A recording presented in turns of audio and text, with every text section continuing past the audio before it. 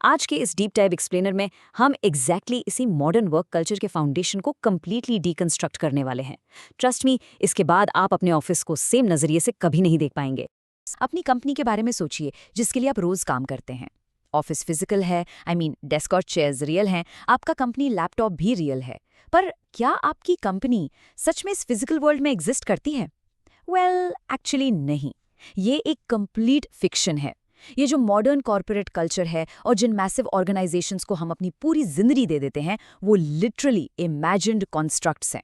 उनका physical presence सिर्फ हमारे दिमाग में है। सिर्फ इस लीगल डेफिनेशन को ही देख लीजिए। इसे लिमिटेड लाइबिलिटी कंपनी या एलएलसी कहते हैं।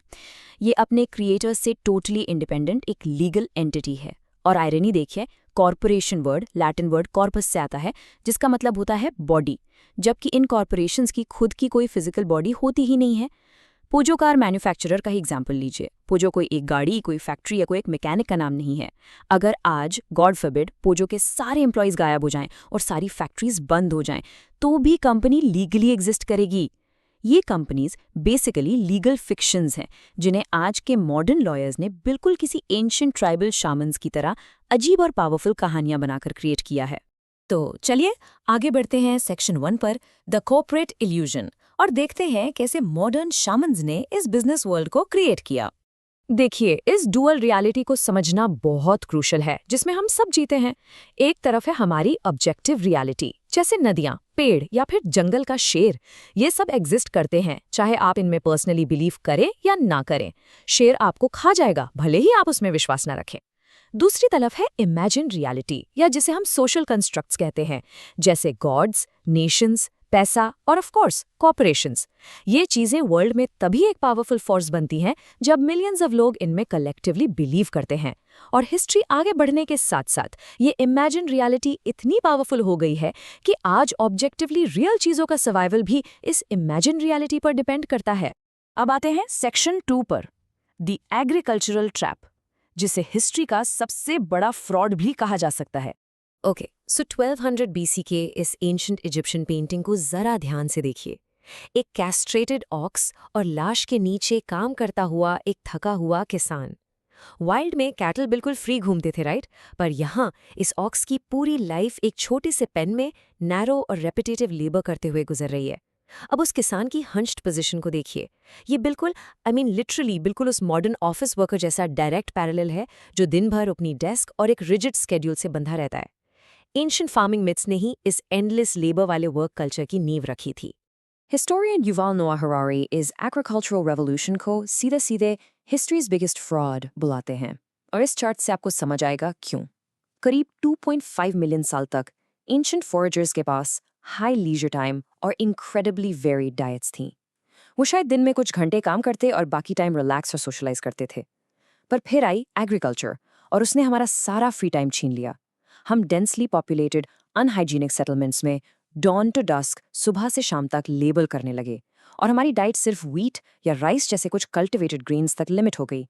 हमें लगता है हमने व्हीट को डोमेस्टिकेट किया, पर सच तो ये है कि व्हीट ने हमें डोमेस्टिकेट कर लिया। Let's move to Section 3, Organizing Mass Cooperation, the Matrix of Maths. Imagined order, ये आखिर काम कैसे करता है? वेल, फर्स्ट, ये बचपन से ही हमारी डीपेस्ट पर्सनल डिजायर्स को शेप करता है। सेकंड, ये कंप्लीटली हमारे आसपास के मटेरियल वर्ल्ड में एम्बेडेड है। थर्ड, ये इंटरसब्जेक्टिव है, यानी ये सिर्फ किसी एक दिमाग में नहीं, बल्कि थाउजेंड्स या मिलियंस लोगों की शेयर्ड इमेजिनेशन में एक साथ एग्जिस्ट करता है। और फाइनली, क्योंकि ये इनहेरेंटली इमेजिनरी है, इसे मेंटेन रखने के लिए नेचुरली कंटिन्यूअस एफर्ट चाहिए होता है, जिसके लिए ऑफन आर्मीज, पुलिस या ठीक आज के कॉन्टेक्स्ट में मॉडर्न एचआर डिपार्टमेंट्स के कोहर्जन और फोर्स की जरूरत पड़ती है। लगभग 4000 साल पुराना ये code of Hammurabi inscribed stone stela देख रहे हैं। ये basically hundreds of thousands of ancient Babylonians के लिए अल्टीमेट कॉपरेशन मैनुअल था। इसने लोगों को स्ट्रिक्ट हायरार्कीज में डिवाइड कर दिया, सुपीरियर्स, कॉमनर्स और स्लेव्स।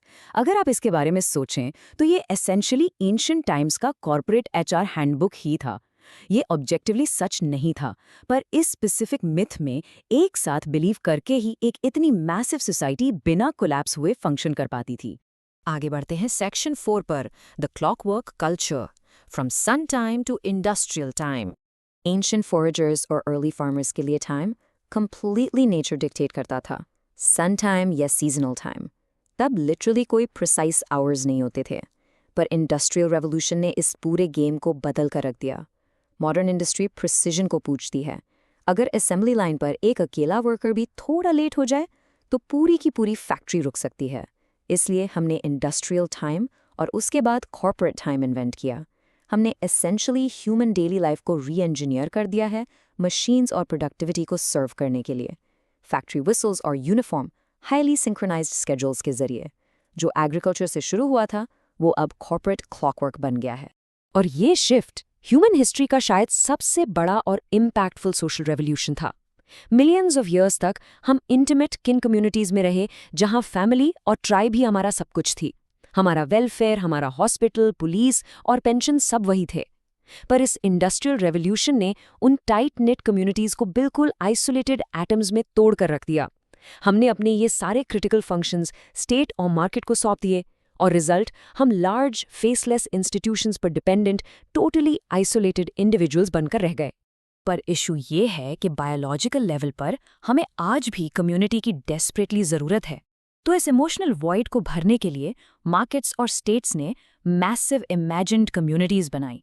जैसे मक्का में ये पिलग्रिम्स एक स्ट्रॉन्ग रिलीजियस इमेजिन्ड कम्युनिटी बनाते हैं जहां बिल्कुल अनजान लोग भी एक दूसरे को सिबलिंग्स जैसा फील करते हैं। आज हमारा मार्केट एग्जैक्टली यही काम करता है कंज्यूमर ट्राइब्स के थ्रू। हम उन स्ट्रेंजर्स से एक किनशिप, एक कनेक्शन फील करते हैं जो कंप्लीटली सेम ब्रांड्स खरीदते हैं, सेम कार्स चलाते हैं या ठीक हमारे जैसा सेम कॉर्पोरेट ईथॉस फॉलो करते हैं। Finally let's look at section 5, escaping the imagined order, और देखते हैं कि क्या हम इस सॉफ्टवेयर को चेंज कर सकते हैं। यहाँ एक बहुत बड़ा कैच है, क्योंकि ये सारे ऑर्डर्स इंटरसब्जेक्टिव हैं, यानी सिर्फ हमारे शेयर्ड माइंड्स में एग्जिस्ट करते हैं। आप मैजिकली अकेले इनमें बिलीव करना नहीं छोड़ सकते। सोचिए, अगर आप अकेले आज डिसाइड कर लें कि पैसा एग्जिस्ट नहीं करता तो आप इजीली कल बैंकक्रप्ट हो जाएंगे। किसी भी एग्जिस्टिंग इमेजिन्ड ऑर्डर, जैसे कि हमारा ये stress field modern work culture को तोड़ने के लिए हमें इफेक्टिवली एक साथ बिलियंस ऑफ स्ट्रेंजर्स को एक नए ऑल्टरनेटिव मिथ में बिलीव करवाना होगा। हरारी ने इसे ब्यूटिफुली पुट किया है। The heart is a double agent that usually takes its instructions from the dominant myths of the day. हमें हमेशा लगता है कि हमारी डिज़ायर्स कम्प्लीटली हमारी खुद की है। आप एक corner office, next big promotion या अपने होराइजन्स ब्रॉडन करने के लिए किसी एक्सोटिक अब्रॉड वेकेशन के सपने देख सकते हैं। पर एक्चुअल सच तो ये है कि ये डीपली पर्सनल डिज़ायर्स भी ना उन्हीं रोमांटिक, कंज्यूमरिस्ट और कैपिटलिस्ट मिथ्स ने हमारे अंदर साइलेंटली प्रोग्राम किए हैं। हम जाने अनजाने उन्हीं गोल्स के लिए मेहनत कर रहे हैं जो उस सिस्टम ने इन्वेंट किए हैं, जिससे शायद हम सबकॉन्शियसली बचना चाहते हैं। तो बात घूम फिर कर यहाँ आकर रुकती है। ये जो हमारी 9 to 5 लाइफ है, ये एंडलेस कॉर्पोरेट लैडर और प्रोडक्टिविटी का एंडलेस परस्यूट, ये यूनिवर्स का कोई स्टोन कोल्ड एब्सोल्यूट ट्रूथ नहीं है। ये एक 10,000 साल पुराना मिथ है जिसकी शुरुआत एंशिएंट फार्मिंग और गेहूं के एक दाने से हुई थी और जो इवॉल्व होकर आज एक मैसिव मॉडर्न कॉर्पोरेशन बन चुका है। ये इफेक्टिवली एक ऐसी कहानी है जिसे सच मानने के लिए हम सबने बस ब्लाइंडली अग्री कर लिया है। पर अगर ये सिर्फ और सिर्फ एक इमेजिन्ड रियलिटी है तो इसका मतलब ये भी है कि हमारे पास इसे टोटली रीथिंक करने की पावर भी है। So the real question is, कल आप कौन सी नई रियलिटी इमेजिन करना चूज करेंगे? आज की इस डीप डाइव एनालिसिस में मेरे साथ जुड़ने के लिए बहुत शुक्रिया।